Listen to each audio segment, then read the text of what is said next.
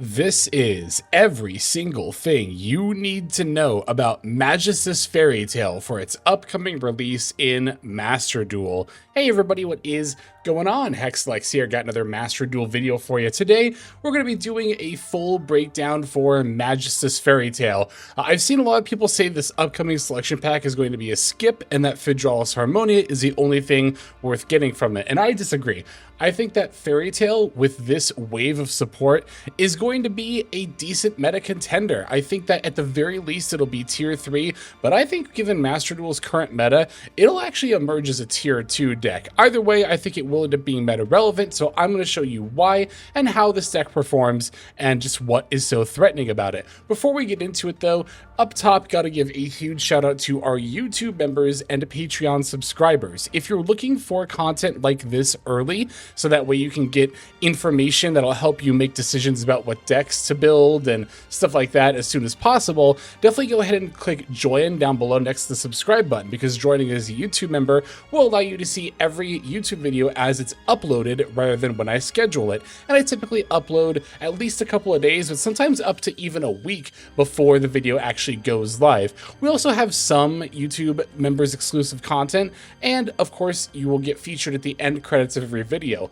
Also featured at the end credits of every video are the Patreon subscribers over at patreon.com/hexlex. Over there, I post at least 3 times a week, and it's all content that is exclusive to the Patreon, nothing that is over on YouTube.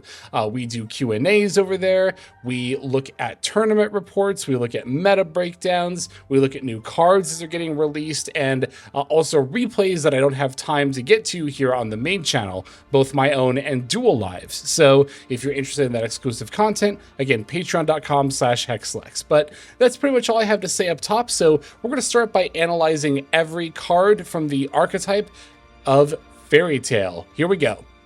Okay, the first of these new cards is going to be the main deck monster, the only main deck monster in this wave of support. It's Fairy Tale Matchgiru, which is a level 4 light spellcaster effect monster with 1850 attack and 1000 defense. It's a pretty common theme you're going to see for the Fairy Tale monsters. Pretty much all have those stats of level or rank 4, 1850 attack, 1k defense, spellcaster, and usually light, sometimes dark. But anyway, this card states if a spellcaster monster with 1850 original attack is on the field, you can special summon this card from your hand or graveyard. Also, you cannot special summon for the rest of this turn except spellcaster monsters. If this card is normal or special summoned, you can add 1 Fairy Tale Spell Trap or Fairy Tale Tales from your deck to your hand. You can pay 500 life points. The name of one effect monster your opponent controls becomes Prince of Fairies. You can only use each effect of Fairy Tale Matchgiru once per turn. So this actually ends up being a pretty decent extender for the archetype. I don't know if I'd call this a great starter, because while you could normal summon it and search up one of your spells, the other Fairy Tale monsters you would search don't really have a way of special summoning themselves from hand. So often you'll end up adding this, or either adding it off of the Luna or dumping it off of the Wiccat, and that's how you'll get access to it by then specialing it from either your hand or graveyard. From there, though, it's a fantastic extender, setting up the rest of your combo line by searching a spell. It can come back from the graveyard, which is nice. The third effect isn't always the most relevant. There is a minor theme of these support cards naming your opponent's monster Prince of Fairies and then using it as fusion material, but that is a very kind of optional side quest thing. It's not typically going to be part of your main strategy every single time, but renaming your opponent's monsters can be a form of disruption, depending on what you rename. If it's like Fallen of Albaz, for example, that obviously really matters. But overall, I would say that you would need 1, maybe 2 copies of this card for your Fairy Tale deck. It's a searchable extender, so it's not like you need a full playset, but having that second copy can be pretty nice if not only something happens to the first one, but also just opening it as an extender from hand is never that bad. All right, going into our extra deck monsters, we're going to begin with Teller of Fairy Tales, what I would consider to be the boss monster of this wave of Fairy Tales support. It's a level 4 Earth Spellcaster Fusion Effect monster, 1850 attack, 1000 defense. Materials are 1 light Fairy Tale monster plus 1 Spellcaster monster. Fairy Tale monsters you control cannot be destroyed by battle. You can only use each of the following effects of Teller of Fairy Tales once per turn. If this card is fusion summoned using Prince of Fairies as material, you can destroy as many cards as your opponent controls as possible, and if you do, inflict 500 damage to your opponent for each card destroyed. When your opponent activates a card or effect, quick effects, you can banish one fairy tale card from your hand or graveyard, negate the activation, and if you do, destroy that card. So this will be definitely something that ends up on your end board pretty much every single time, right? It's obviously fantastic as it has an Omni Negate effect that also destroys the card, which is a very important distinction. Not every Omni Negate has the destruction, but those that do are definitely much more powerful. And we are continuing to see that through line of naming your opponent's monsters Prince of Fairies. This is kind of your big payoff for doing so as well, being able to totally wipe your opponent's board and deal a lot of burn damage, enough that you're probably just going to win the duel that turn once you resolve that effect. This does make the card fantastic going first or second. The negate obviously also still really good going second, but you are mostly here for the Omni Negate. Again, the whole Prince of Fairies thing will definitely come up, don't get me wrong, but again, it's more of an optional side quest kind of thing. But yeah, definitely a fantastic card you always want to see on your board. If you only end up pulling one copy of it, that's totally fine. But if you got a second copy, definitely hang on to it, because you could easily play 1 or 2 copies in this deck. It seems pretty 50-50 across all the different lists I looked at. I look at lists from both the TCG and OCG, and yeah, overall it seemed kind of 50-50 whether they were on 1 or 2. Just depends on what else you might want to have room for in your extra deck. But either way, Teller of Fairy Tales will absolutely be an essential part of this deck. Weaver of Fairy Tales is going to be another level 4 fusion monster for the archetype. It's an Earth Spellcaster level 4 fusion monster, 1850 attack, 1000 defense. Materials are a Fairy Tale monster plus a Spellcaster monster. States all Prince of Fairies on the field become Spellcaster monsters. During your main phase, you can special summon 1 Fairy Tale monster from your deck or banishment. You can only use this effect of Weaver of Fairy Tales once per turn. If you normal or special summon a non-Earth Fairy Tale monster while this card is in your monster zone, you can target 1 effect monster your opponent controls, negate its effects, and also its name becomes Prince of Fairies. So once again, we're seeing more of that Prince of Fairies support. Not only does this also name your opponent's monsters Prince of Fairies, but it also changes them into spellcasters, which obviously now we're seeing how that works with Teller of Fairy Tales. So believe it or not, you're actually not going to be fusion summoning this card super often. You can, of course, but the main way you're actually going to be summoning this card is from the recently unbanned Instant Fusion.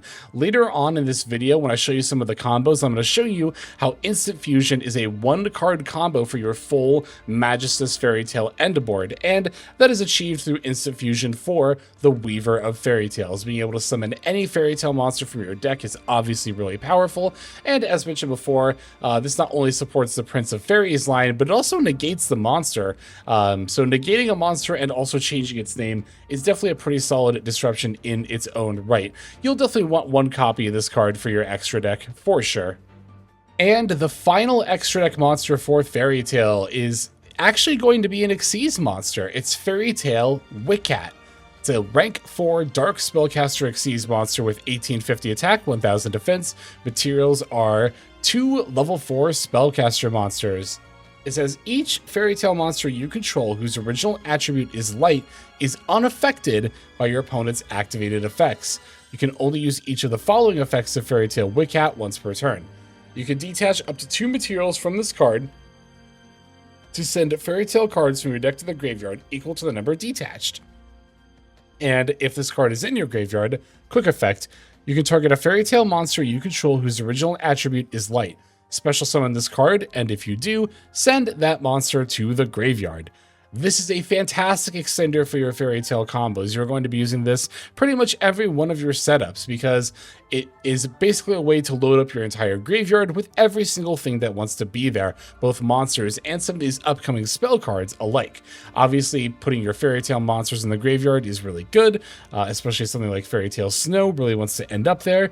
But moreover, again, these Fairy Tale spell cards we're about to look at also really want to be in the graveyard. So having a way to dump those is really nice. The graveyard effect of Wiccat is also pretty relevant because speaking of Fairy Tale Snow, let's say that you summon Fairy Tale Snow and turn one of your opponent's monsters face down, you could use Wiccat to special summon and then send the snow to the graveyard, and then, because Fairy Tale Snow is not once per turn, you could summon her yet again, turn another monster face down, and then also your Fairy Tale Snow as well as your other light Fairy Tale monsters are unaffected by your opponent's activated effects. So Wiccat does end up being a very potent piece of disruption as well as an extender.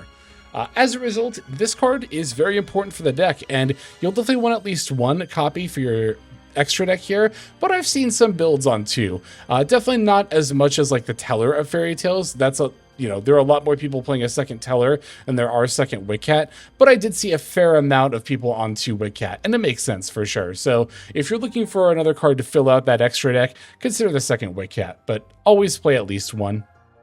Okay, now going to the new spell cards for Fairy Tale, starting with their field spell, Fairy Tale Ball. It states when this card is activated, you can add one Fairy Tale monster or one Fairy Tale Tales from your deck or banishment to your hand.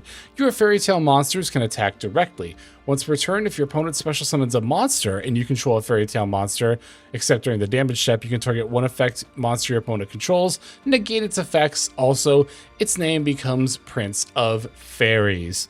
Yet another card that changes your opponent's monsters into Prince of Fairies, but this is also another one that negates, and it's also going to be part of your turn one combo line pretty much every time.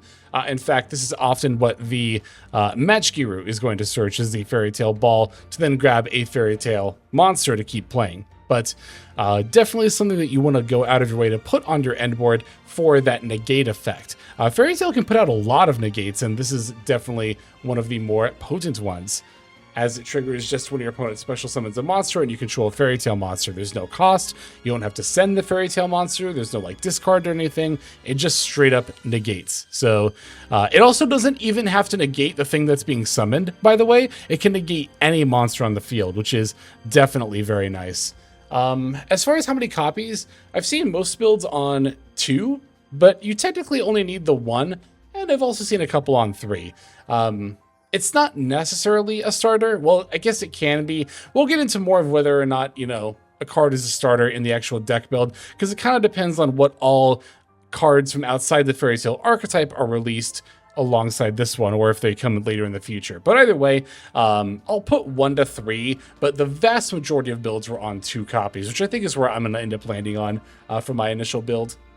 Tales of the Fairy Tales is an equipped spell card for the archetype that states the equipped monster gains 1000 attack. Once per turn during your main phase, you can fusion summon one spellcaster fusion monster from your extra deck using monsters from your hand, field, and or Prince of Fairies your opponent controls as material.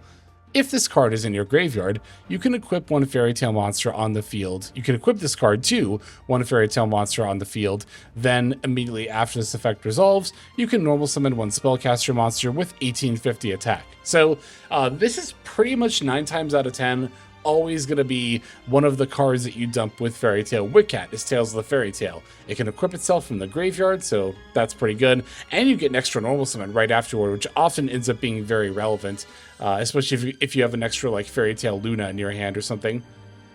And also beyond that, this is your main way of fusion summoning within the archetype. And we're coming full circle, and we're seeing that we can also use Prince of Fairies on our opponent's field as material as well. So not only is this a really good extender for your combo line in general, but it's also a bit of a board breaker card when going second. It does require some amount of setup, right, for you to have at least one of those effects that turns your opponent's monster into Prince of Fairies, but there's enough of them that it's really not that difficult in the grand scheme of things. So this is definitely going to be a very important piece of support, but because it's so searchable, because it's dumpable off of Wiccat, you really only need the 1 copy, and if you open it, that's fine. You can just dump different cards with Wiccat instead. It's not that big of a deal. So just play 1, and then you are good to go. And finally, we have Once Upon a Fairy Tale. This is going to be the last new piece of support for the Fairy Tale archetype. 7 cards in all. We got the 1 main deck monster, 3 extra deck monsters, 3 spells. This is the 3rd spell. It's a quick play spell that says, special summon up to 1 light Fairy Tale monster from each your hand, graveyard, and banishment with different names. Also, you cannot special summon for the rest of this turn except spellcaster monsters. If this card is banished or sent to the graveyard except from the field, you can set this card, but it cannot be activated unless you control a Fairy Tale monster. You can only use each effect of Once Upon a Fairy Tale once per turn.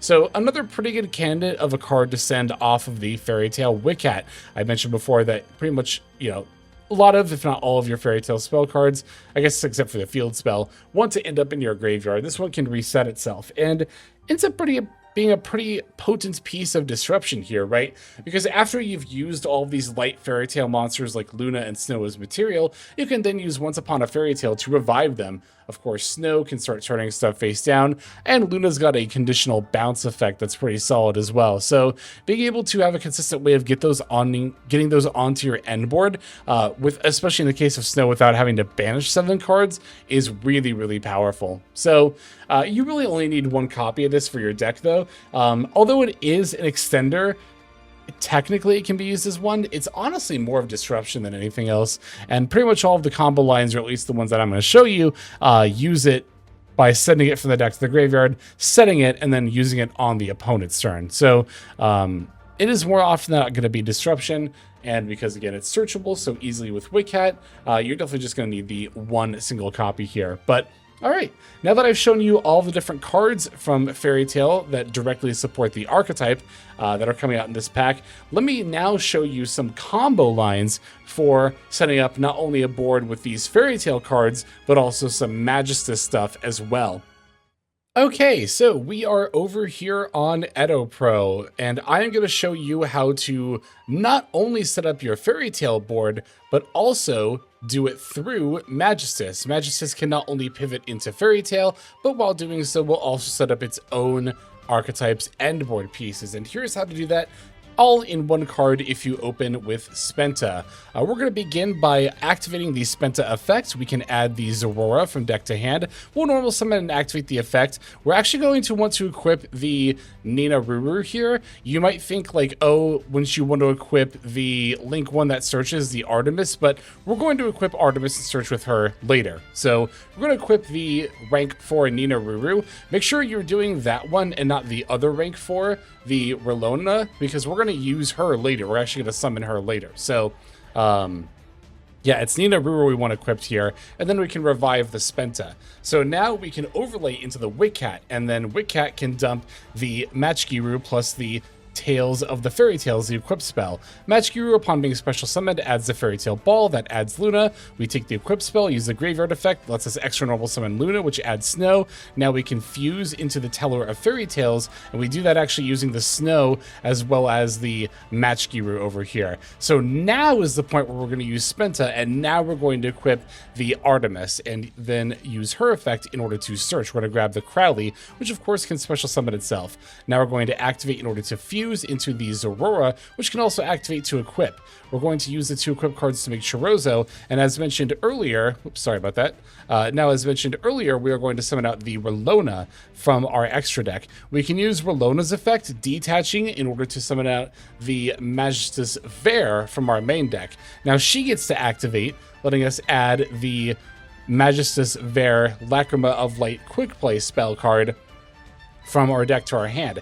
That's going to allow us to then dump a spell card to our graveyard, which is going to be our Once Upon a Fairy Tale. That'll activate by its own effect to set, and now we're going to link off into the Link to Endymion the Crescent Magistus. We'll use its effects in order to equip Crowley, and then we'll use the Vare effect in order to equip the Artemis to Zorora, and this is what your end board is going to look like. Now, it doesn't look like a lot, and you might be kind of confused as to why we bothered equipping Crowley. Well, I'm going to show you. So during your opponent's turn, at any point you want to do this during their main phase, you can actually activate the quick effect of Endymion the Crescent Magistus, which lets you bounce any equipped monster back to the hand. Seems kind of pointless until you realize that Crowley will activate once returned to the hand this way, special summoning, and then fusion summoning, and you can go for the Invoked Macabre because the Crowley actually tributes itself as Alistair the Invoker when it is used as fusion material. So you can go for the Invoked Macabre. And this is what your end board is really going to look like. There's more layers to it that I didn't necessarily show here in this recording, but this end board actually already has 4 negates on it, 4. Yes, we have the Teller of Fairy Tales Omni Negate, Macabre negate by discarding the same type of card. Zorora negates a monster effect. You can even just send the Artemis that's equipped in order to do so. And remember, Fairy Tale Ball can also negate monster effects when a monster is special summoned. Not only that, but we can also turn multiple monsters face down. Using Once Upon a Fairy Tale, we could revive Snow to turn a monster face down, Luna to get the bounce. Then we can use Wiccat, send Snow, resummon Snow, and keep turning monsters face down. I do also want to note that here I should have put Invoked Macabre in the extra monster zone, which would have left us with 3 main monster zones opened, letting us summon 3 monsters instead of just 2 off Once Upon a Fairy Tale. Slight misplay I made here. Definitely make sure that you're putting your Invoked Macabre in the extra monster zone. But yeah, so although it doesn't look like the most for an end board here, again, it's 4 negates, 2 turning a monster face down, and 1 a bounce from the Luna, revive off the Once Upon a Fairy Tale as well. So 7 disruptions, again, 4 of those being negates. I think that's pretty solid, but this isn't the only way to set up your Fairy Tale Magistus board. Yes, another really good 1-card starter for this archetype is actually the recently unbanned Instant Fusion. Let me show you how Instant Fusion can also set up the full end board for both Magistus and Fairy Tale off of just the 1 card. We begin by activating Instant Fusion, paying 1,000 life points, summon out the Weaver of Fairy Tales. She's going to summon Matchgiru from the deck. Matchgiru is going to add Fairy Tale Ball, which upon activation adds the Luna. Now we can normal summon her, use her effect to add Fairy Tale Snow, and we're going to overlay for Wiccat. Now this time we're going to use Wiccat in order to dump both of our spell cards that want to be in the graveyard, Tales the Fairy Tale and Once Upon a Fairy Tale, because we've already got access to all of our Fairy Tale monsters. So now we can use the Once Upon a Fairy Tale effect to set, Matchgiru can special summon, Tales can equip to Wiccat, and then we can activate to fuse with the Stone Hand for Teller. Now we're going to overlay our other 2 level 4s, the rank 4 Luna. She can summon out the Zorora, which can equip Artemis and summon out Luna. Artemis can activate, adding Spenta. Spenta will discard and then add Crowley. Now we can special summon Crowley, activate the effect in order to fuse. We're going to make Zorora, and then we can link off into Endymion the Crescent Magistus. Once again we equip the Crowley, Zorora equips the Artemis, and again during the opponent's turn, during their main phase, you can return the Crowley to hand with the Endymion, special summon, and then fuse into the Invoked Macabre. So yeah, I mean, as you can see here, literally exact same setup off of just the Instant Fusion. Kind of insane that they actually unbanned the card, but I think they actually did this intentionally to give Fairy Tale a little bit of a boost, which I think is totally fine. Like I said, I think this deck is going to be tier 3, maybe 2 coming into Master Duel, so I don't mind it getting a little bit of help, especially because it's going to kind of depend on what other cards we get, and when we get them, this deck doesn't have that many 1-card starters, so giving them another one in the form of Instant Fusion to set up this board, I think is totally fine. But now that I've shown you a couple of examples of how to combo, let me show you my day 1 build for Magistus Fairy Tale. Okay, so here's what I've got for my initial build going into Master Duel here, just based on what we know or can reasonably guess is going to be in the pack upon release. So got 3 copies of Fairy Tale Luna, got 2 of the Matchgiru, because I do think it is pretty important to be able to have access to her. And as mentioned before, it's actually not bad to open her with another starter because of her ability to special summon herself from hand, as well as the graveyard. 1 copy of Fairy Tale Snow, because she's only at 1, but you probably would only need the 1 anyway. 3 Spenta, great starter. We got 1 of each of Magistus Crowley, Zorora, and Vare, because these are all highly searchable through the combo line. 1 copy of Witchcrafter Ginny looks really weird off rip, but this can actually be sent off of the Vare Lacrima of Light. Then you can activate the graveyard effect of Ginny, because the Vare magic is also treated as a Witchcrafter card, and it lets you become the spell card's effect when it is activated, which means you can actually use the second effect of Lacrima of Light even if your opponent hasn't activated a card or effect. So it's kind of a way of being able to cheat that out on turn 1. So that's why there's the random 1 of Witchcrafter Ginny in here. Again, I know that looks really weird, but it's to be sent off Lacrima of Light to then use her graveyard effect to activate the second effect of this, summoning one of your Magistus monsters from your deck. After that, just some hand traps here. Joel's being a spellcaster is actually pretty nice here, but otherwise just pretty much all the kind of standard fare stuff you'd expect to see. Probably here to round things out, but that could be anything. Could be imperms, could be more copies of like Bell if you wanted. Ver Magic we already kind of touched on for a minute, but this spell card is actually phenomenal. We're playing a full playset of 3 because not only can it potentially, as mentioned before, dump Ginny. Ginny then uses her effect to then copy this and summon out Magistus monsters from your deck, but it's also really good hand trap insurance because even if you don't want to cheat out the second effect with Ginny, you can still, like, let's say your opponent, you know, chains Ash Blossom or Valor or Imperm to one of your effects, you can just then use this, summon a Magistus monster from your deck and keep comboing. On top of that, it does also set up some of your fairy tale spells in the graveyard if you need them there as well. So that's why we're on a full playset of 3 copies of the Vera Magic. It just does so many things that we want to be happening in this deck. 2 Fairy Tale Ball. It is searchable, but it's also not bad to have in your opening hand. 1 of each of Once Upon a Fairy Tale and Fairy Tale Tales because they're so searchable. Instant Fusion is at 1 because it's coming back at 1. If we're coming back at 3, you'd obviously be rocking a full playset. Super Poly is in here because not only is it a good board breaker in its own right, but we actually already play some pretty decent targets for it, namely the Magistus Chorozo. It also gives us another opportunity to fuse with our opponent's monsters treated as Prince of Fairies, aside from just the Tales of the Fairy Tale. Call by, triple attack, and then we also got a couple copies of Droplet. Droplet's pretty nice here because we obviously have a few cards that, you know, want to go to our graveyard, so having the ability to dump those there is pretty nice from the hand. For the extra deck, we have Mud Dragon and Garura as Super Poly targets. Rocking 2 copies of Teller in my initial build here. If I only pull 1 and Wiccat is an SR, I might just do 2 Wiccat, 1 Teller instead. But not having a second copy of this card isn't bad. You only need the 1 Weaver. Chorozo does actually come out as part of our combo line, and again, as well as being a great Super Poly target. Zororo is part of our end board, so is Makaba, summoned off the Crowley during the opponent's turn. Borload is here because it's really easy for Magistus to be able to synchro for 8. Granted, a lot of our combo lines do lock us into Spellcaster, but if you've got like a 2-card combo hand, there's a lot of the time where you can just use your Magistus stuff first, go straight into the Borload, and have an Omni Negate to kind of insulate the rest of your plays there. It's a bit win more, but it's legal in Master Duel, unlike the TCG, so figured we would have it as an option here.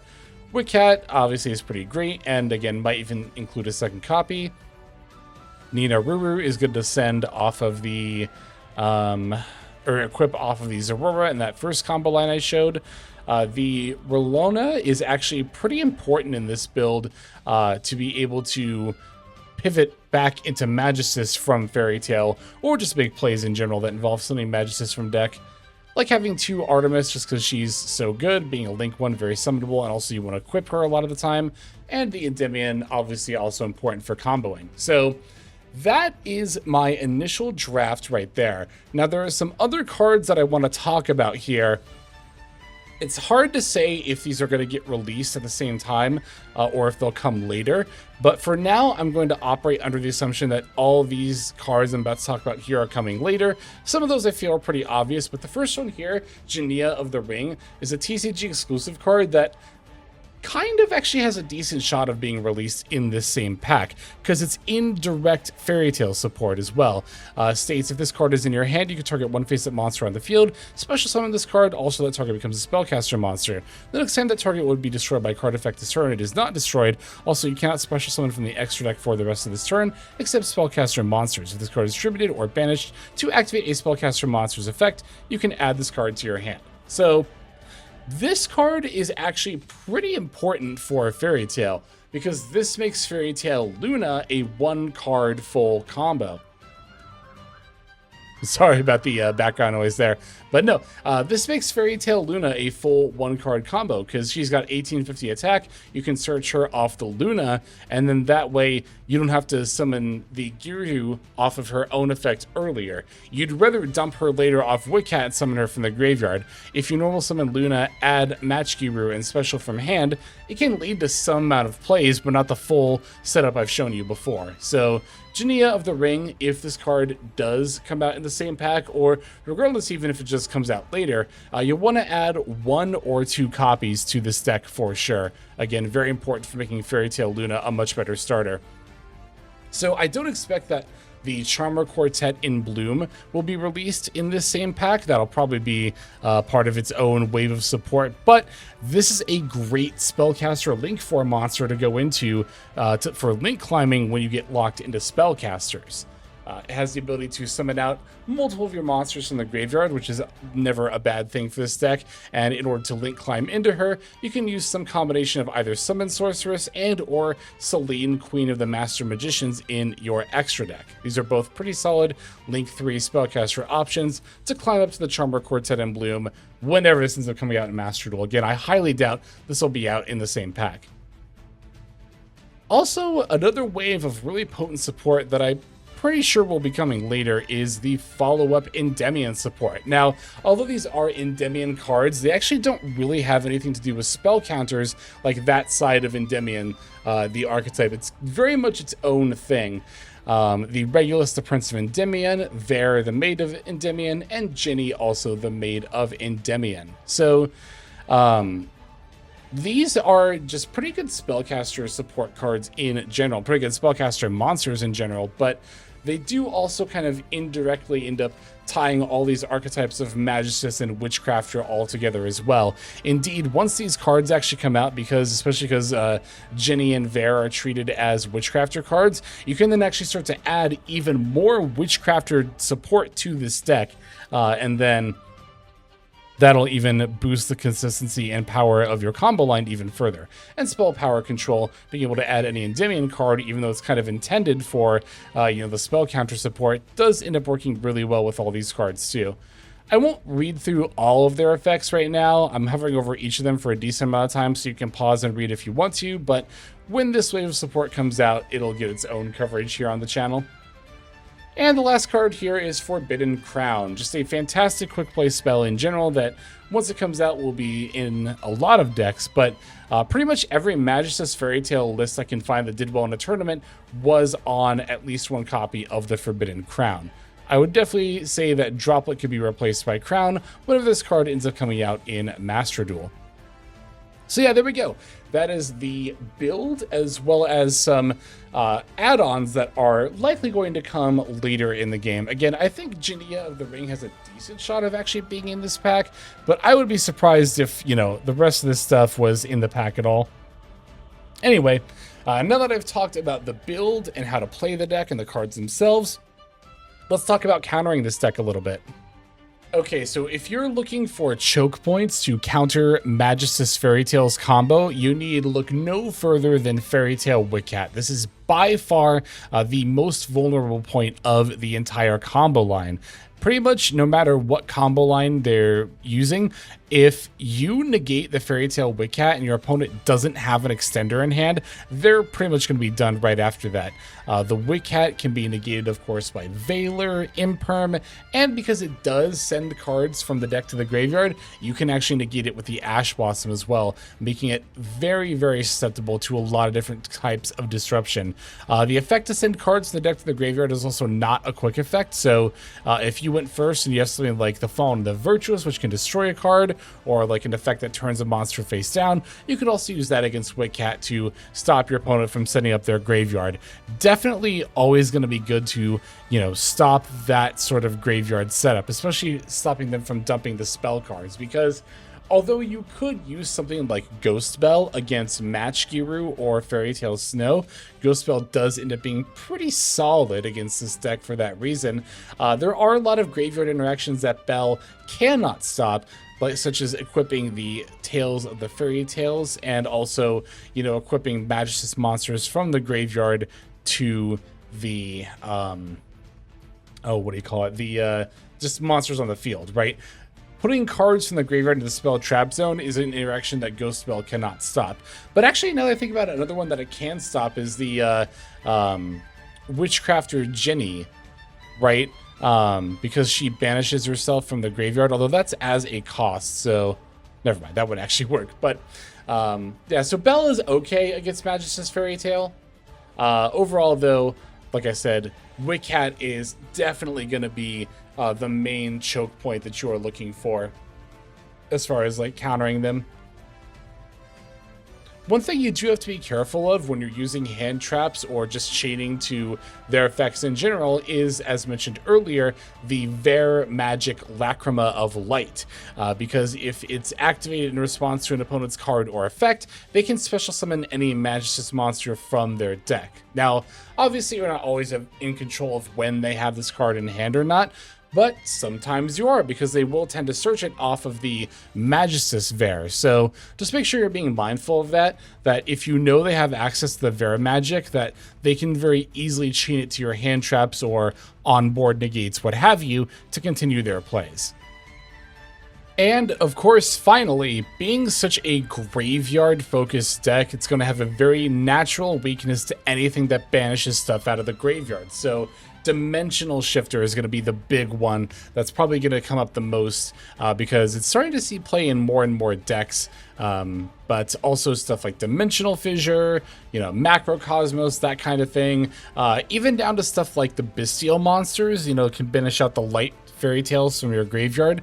So mostly that kind of thing, Shifter, Bestials, anything that banishes out of the graveyard, you obviously have to be really mindful of. Sometimes it's not really a lot that you can do, but you are an extremely graveyard-focused deck, so Fairy Tale does kind of have that bit of a glaring weakness there as well.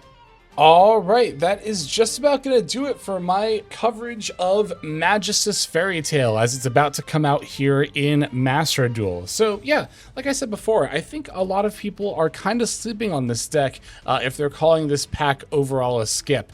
Of course, we'll have to see exactly how many of the cards end up being URs, see how many of them, you really need to pull for, or if it's just Teller of Fairy Tales, then you could easily get away with crafting one and done. But I imagine this deck will have at least a couple more URs, and again, I really do feel like Magicus Fairy Tale has a very good shot of being meta relevant in Master Duel. It hasn't made as much of a splash as some other archetypes in TCG and OCG, but you gotta remember that Master Duel's format is very different in terms of what the card pool has access to, and of course the ban list as well. And I kind of think the ban list and card pool are in such a way that this deck has a real shot of being tier 2 here in Master Duel. But if not, I think it'll be at least tier 3. So again, I do think this deck, I'm very confident that it will end up being meta relevant in the long term. But yeah, that's pretty much gonna do it. That's all the things I have to say about the deck for now. So as always, I want to give you a huge thank you for watching all the way to the very end of the video like this. It's a great way to support smaller YouTube channels like myself, and I really, really do appreciate that so very much. Thank you, thank you. But we also need to make sure that we're thanking our YouTube members and Patreon subscribers as mentioned at the top of the video. So we're going to move on to that outro now.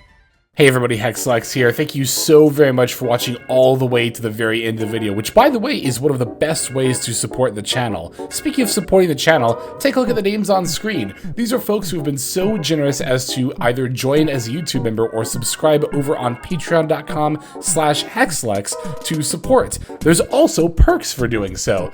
If you would like to see YouTube videos early, as well as some exclusive videos that get uploaded to YouTube, but for one reason or another I decide not to publish, definitely go ahead and hit that join button to see content early, as well as some exclusive content. If you're looking for more exclusive content, over on patreon.com, I upload exclusive videos that are not posted on YouTube just about every single day. Whether you choose to subscribe over on Patreon, join as a YouTube member, or simply continue to watch, your support is greatly appreciated. Thank you so very much. But for now, this is Hexlex. I am signing out, and I hope that you have a fantastic day.